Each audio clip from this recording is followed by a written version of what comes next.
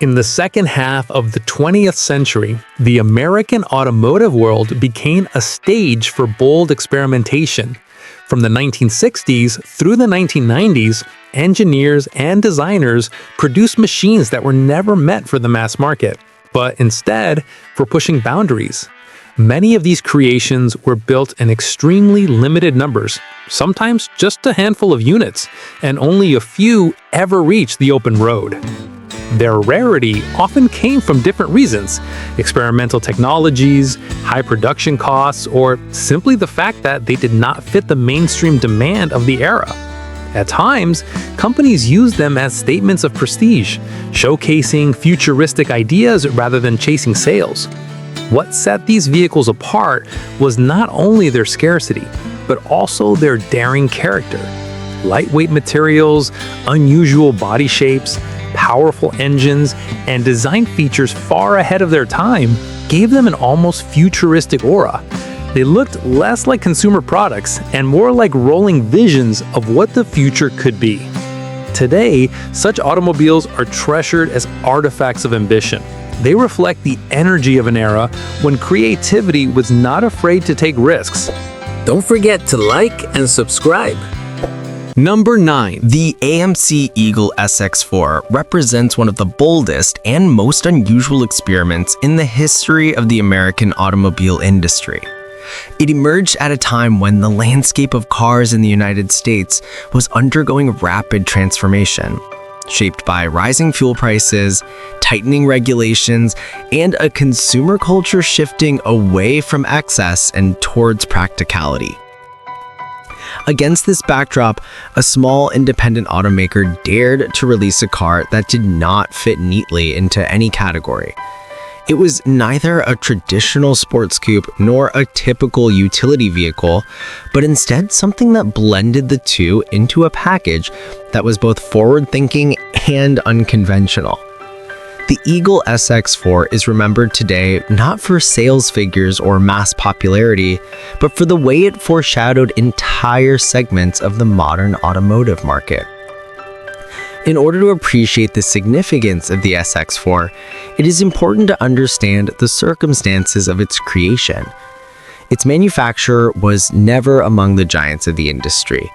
It constantly struggled for survival, competing against corporations with far greater resources, wider dealer networks, and more money for development. Yet throughout its history, it survived by taking risks and by seeking out niches that the larger companies ignored. The Eagle SX4 was a clear expression of this philosophy.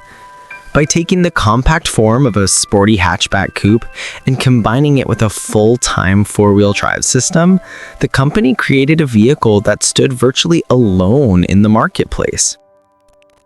At a time when four-wheel drive was almost entirely the domain of trucks, utility vehicles, and off-road machines, placing it into a small, stylish car was nothing short of revolutionary. The visual appearance of the SX4 was striking. It had the profile of a compact coupe, but it stood taller with more ground clearance, giving it a rugged stance. The flared wheel arches and hatchback proportions suggested energy and agility, while the raised ride height signaled that it could venture beyond the smooth pavement of the suburbs. Number 8. The Pontiac Fiero is one of the most remarkable and unusual cars ever produced by an American manufacturer. Introduced in the early 1980s, it appeared during a time when the domestic industry was under intense pressure from changing regulations, economic challenges, and fierce competition from overseas. What made the Fiero stand out was its daring concept, an affordable, mid-engined, two-seat sports car, built not by a boutique company or exotic European brand, but by a mainstream American automaker. That single fact alone gave it an aura of excitement, and it quickly became one of the most talked about cars of its era. The very idea of a mid-engine layout was extraordinary for its time. American cars almost universally placed their engines in the front, while rear and mid-engine designs were left to expensive sports cars from Italy or Germany. To see a car offered at an affordable price with this configuration shocked buyers and enthusiasts alike. The Fiero's compact size, low stance, and angular styling made it look futuristic compared to the boxy shapes that dominated the roads. Sitting in its two-seat cockpit reinforced the feeling that this was not an ordinary car, but something special, something that belonged in the realm of high-performance driving. Yet, the Fiero's origins revealed the compromises that shaped it. Pontiac engineers had envisioned a genuine sports car that could revitalize the brand, but corporate management was reluctant to approve such a project. To justify its existence, the car was pitched as a fuel-efficient commuter vehicle with sporty looks. This meant that early models were equipped with modest engines and shared many parts with other cars in the corporate family. On one hand, this allowed the project to move forward and remain within budget. On the other hand, it meant that the initial driving experience did not fully live up to the expectations created by the bold styling and exotic layout. Despite these limitations, the Fiero was an immediate success when it reached the market. Number 7. The Vector W8 stands as one of the most audacious attempts ever made to challenge the dominance of European exotic cars with an American creation. Born in the late 1980s and produced into the early 1990s, it was not simply a car, but a statement of ambition, a declaration that America, too, could produce a machine capable of rivaling the most exclusive brands from Italy, Germany, and Britain. Its story is not only about performance and design, but also about vision, perseverance, and the struggles of building something so radical outside the safety of a major corporation. The idea behind the Vector W8 came from a desire to create the ultimate supercar, one that blended aerospace-inspired technology with automotive engineering. Its designer imagined a car that looked like it belonged on a runway as much as on a road. From the very first glance, the W8 did not resemble anything else available at the time. Its angular lines, sharp surfaces, and wedge-like profile reflected the futuristic styling of the 1980s, but they also suggested a machine built for extreme performance.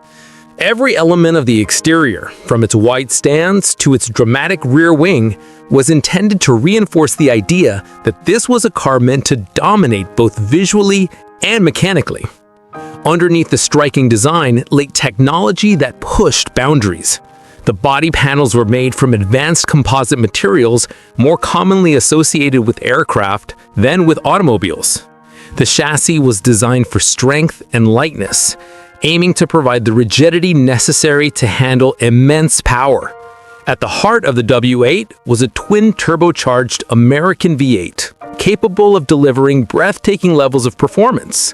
While exact figures often varied depending on configuration, the car was generally understood to produce well over 600 horsepower, a number that placed it firmly in the territory of the world's most powerful cars of its era. With this kind of power and a relatively low curb weight, the W8 promised acceleration and top speeds that could compete with the likes of Ferrari, Lamborghini, and Porsche. The driving experience of the Vector W8 was often described as raw and extreme. Unlike the carefully polished exotics of Europe, which blended performance with refinement, the W8 embraced an aggressive, almost uncompromising personality. Number 6. The Dodge Rampage is one of the most unusual and fascinating vehicles to emerge from American automakers during the early 1980s, a period marked by experimentation, shrinking budgets, and shifting consumer tastes. At first glance, it might seem like just another compact pickup truck, but a closer look reveals a vehicle designed to combine the practicality of a truck with the driving dynamics of a passenger car. In a time when fuel efficiency was becoming increasingly important and traditional full-size pickups were often impractical for daily urban use, the Rampage represented a bold attempt to rethink what a truck could be. Developed by Dodge at a time when the American auto industry was grappling with rising fuel prices, regulatory pressures, and increasing competition from Japanese imports, the Rampage sought to bridge a gap between utility and economy. Unlike traditional trucks, it shared a platform with small passenger cars, which meant lighter weight, improved handling, and better fuel efficiency. This car-based foundation allowed the Rampage to deliver a more refined driving experience than its larger siblings, while still maintaining a small cargo bed capable of handling everyday hauling tasks. For buyers who needed the functionality of a truck without the bulk and inefficiency of larger models, the Rampage offered an attractive compromise. Its styling reflected this dual purpose. With a low-slung profile and compact dimensions, the Rampage resembled a hatchback more than a conventional truck, yet it retained a functional cargo area that could accommodate a variety of loads. The integration of car-like lines into a pickup body was daring for the time, challenging the conventional notion of what a small utility vehicle should look like. This distinctive approach gave it an appeal to urban buyers who wanted practicality but did not want to compromise on style or drivability. The Rampage's design also hinted at versatility, suggesting that it was capable of handling both work-related tasks and casual weekend adventures, making it more of a lifestyle-oriented vehicle than the traditional work truck. Mechanically, the Rampage was innovative in its own way. It borrowed engines and drivetrains from other compact Dodge models, ensuring reliability and ease of maintenance while keeping production costs manageable. Its lightweight construction contributed to nimble handling and relatively good fuel economy for a truck. The rear-wheel drive configuration provided a familiar driving experience while also allowing for adequate payload and towing capacity. Although it lacked the raw power of larger pickups, it was perfectly suited for the needs of buyers who wanted a balance of efficiency, practicality, and fun. Its performance, while modest by conventional truck standards, was sufficient to handle both city streets and highway driving with ease. The Rampage also reflected a broader trend in the American automotive industry during the early 1980s. The search for niche vehicles that could appeal to a growing number of urban and suburban buyers. Many traditional pickup trucks were too large, too expensive to operate, or too unwieldy for daily commuting. Number 5. The Chevrolet Monte Carlo SS is an iconic example of American performance cars from the late 20th century, embodying both style and muscle in a package designed to appeal to enthusiasts who wanted more than just a commuter vehicle. Introduced during an era when personal luxury coupes were gaining popularity, the Monte Carlo SS combined aggressive performance with elegant styling, carving out a unique place in the American automotive landscape. Its significance lies not only in horsepower and speed, but also in its ability to blend comfort, aesthetics, and a thrilling driving experience. The SS, or Supersport designation, has long been associated with Chevrolet's high-performance variants, and the Monte Carlo SS carried that tradition into a full-size coupe. Its design balanced sleek lines with a bold, athletic stance. The long hood, prominent grille, and distinctive rear quarter panels gave it a presence on the road that demanded attention. At the same time, the interior emphasized driver comfort and style, offering plush seating and thoughtfully arranged controls. This combination of luxury and performance allowed the Monte Carlo SS to appeal to a wide audience, drivers who wanted speed and handling, but also an elegant, well-appointed cabin. Under the hood, the Monte Carlo SS offered powerful V8 engines that delivered strong acceleration and robust torque. Depending on the model year, output varied, but the car consistently provided performance that could compete with other American muscle cars of its era. The suspension was tuned to balance cornering capability with ride comfort, making the car suitable for both spirited driving on open roads and everyday commuting. Unlike some pure muscle cars, the Monte Carlo SS sought to create a more refined performance experience, where speed and agility were paired with ease of handling and a sense of confidence behind the wheel. The Monte Carlo SS also reflected broader trends in American car culture during its production years. During the 1970s and 1980s, consumers increasingly sought cars that could deliver excitement while still serving as practical daily drivers. The Monte Carlo SS answered this demand by offering an accessible performance car that did not require the compromises often associated with high-end sports cars. It retained ample interior space, comfort features, and a smooth ride, while still delivering the raw power and distinctive styling that enthusiasts crave. Number 4. The Zimmer Quicksilver is a striking example of neoclassic American automotive design, combining the charm and elegance of vintage styling with modern technology and performance. Emerging in the 1980s, the Quicksilver reflects a period in which smaller specialty manufacturers sought to create vehicles that stood apart from the mainstream, appealing to buyers who valued individuality, craftsmanship, and a connection to automotive history.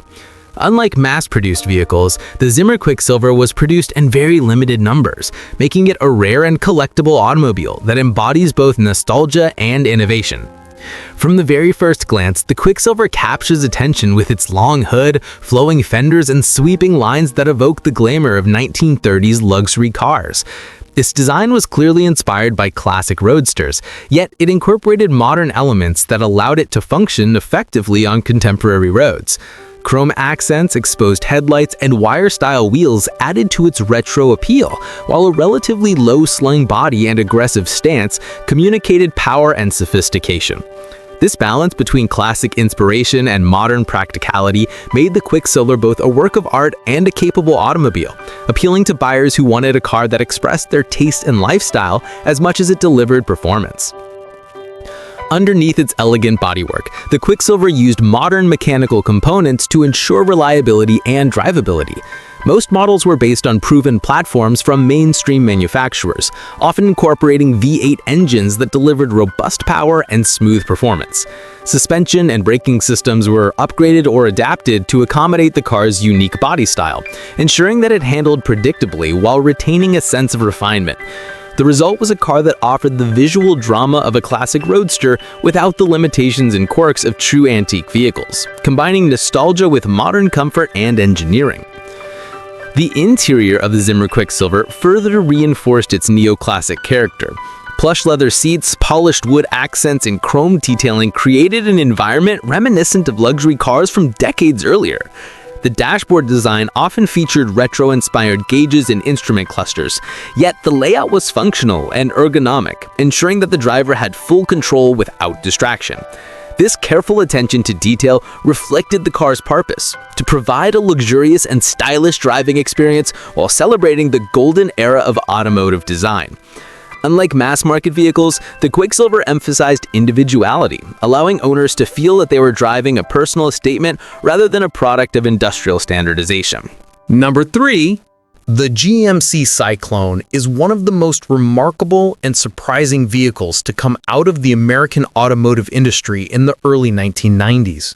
At first glance, it appears to be a small pickup truck, but under the hood and beneath its modest exterior lies a machine that challenged assumptions about performance and capability. Introduced in 1991, the Cyclone combined a turbocharged V6 engine with all-wheel drive, creating a truck that was faster than many sports cars of its time.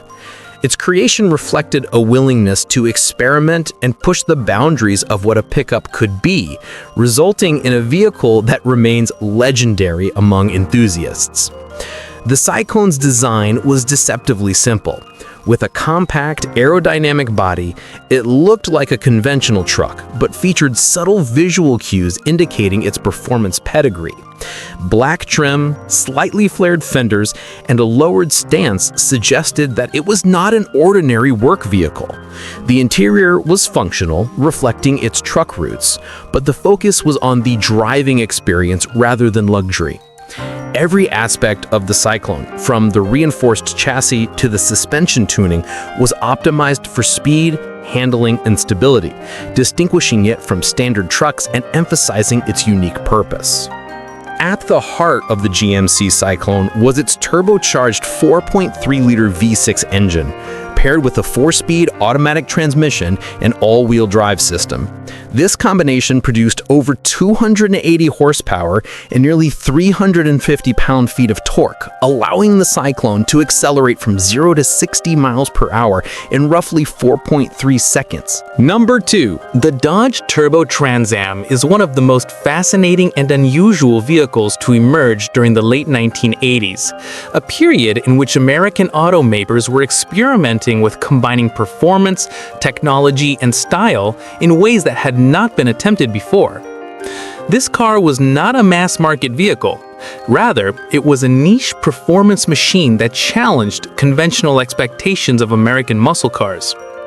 By incorporating turbocharging technology into a high-performance coupe, Dodge created a car that stood out in both concept and execution, bridging the gap between traditional V8 muscle cars and the emerging era of forced induction performance vehicles.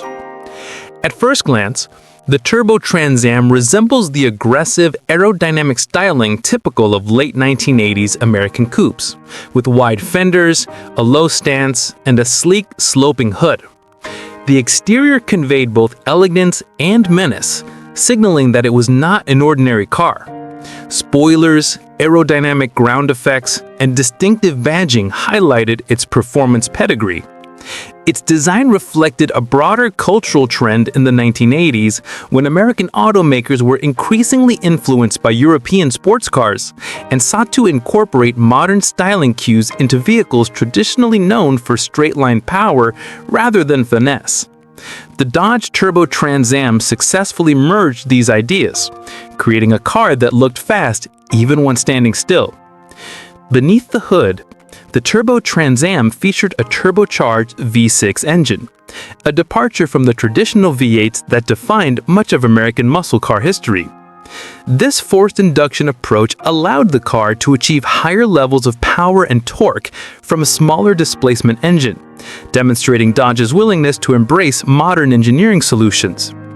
With over 200 horsepower, the Turbo Trans Am could accelerate quickly, offering a thrilling driving experience that rivaled larger, naturally aspirated competitors while improving fuel efficiency, a growing concern in the late 1980s.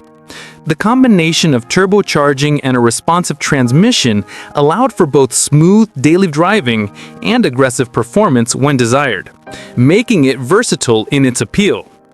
The car's chassis and suspension were carefully tuned to balance comfort and handling. Unlike many traditional muscle cars, which prioritize straight-line speed at the expense of cornering, the Turbo Trans Am offered a more refined driving experience. Its suspension geometry, wider tires, and improved steering allowed for greater control and stability in turns, giving the driver confidence at higher speeds. This attention to handling was particularly important for a car using a turbocharged V6, as it ensured that the increased power could be harnessed safely and effectively. Drivers noted that the car felt balanced and predictable, a significant achievement for a high-performance vehicle of its era. Interior design in the Turbo Trans Am reinforced the performance-oriented character of the car. Driver-focused instrumentation, bucket seats, and a sportier steering wheel emphasized engagement, while higher-quality materials and trim signaled a commitment to comfort and style. The cabin was designed to make the driver feel connected to the car, reinforcing the notion that performance is as much about experience as it is about raw numbers. Optional features allowed some customization, giving owners the ability to tailor the car to their tastes, further enhancing its appeal among enthusiasts. Number 1. The Ferrari 250 GTO V12 is widely regarded as one of the most iconic and desirable sports cars in automotive history, a car that embodies the perfect combination of performance, design, and racing heritage. Introduced in the early 1960s, it was designed to compete in the FIA's Group 3 Grand Touring Car category, where Ferrari sought to dominate both in performance and style. Unlike many mass-produced vehicles, the 250 GTO was a hand-built, limited production masterpiece that reflected the pinnacle of Italian engineering and design during its era. Its V12 engine, coupled with meticulous chassis design, made it not only fast and agile, but also a benchmark for what a grand touring car could achieve. The 250 GTO's design was a seamless blend of aerodynamics, elegance, and aggressive intent. Every curve of its bodywork was functional, aimed at reducing drag while maintaining stability at high speeds. Pininfarina, Ferrari's legendary design house, crafted a silhouette that remains instantly recognizable even decades later. The long hood, low roofline, and muscular rear haunches combined to create a car that looked purposeful and poised, signaling its racing capabilities while retaining the beauty of Italian automotive art. Despite the focus on aerodynamics, the car never lost its aesthetic appeal. It was as much a statement of style as a racing machine. Under the hood, the Ferrari 250 GTO was powered by a naturally aspirated 3-liter V12 engine, a marvel of engineering that delivered approximately 300 horsepower at a time when such figures were extraordinary for a road-going vehicle. This engine was derived from Ferrari's racing program and featured 6 Weber carburetors, a high-revving design, and a perfectly tuned intake and exhaust system. Its power delivery was smooth yet exhilarating, providing a combination of top-end speed and responsive acceleration that allowed the car to excel both on the track and on long, open roads.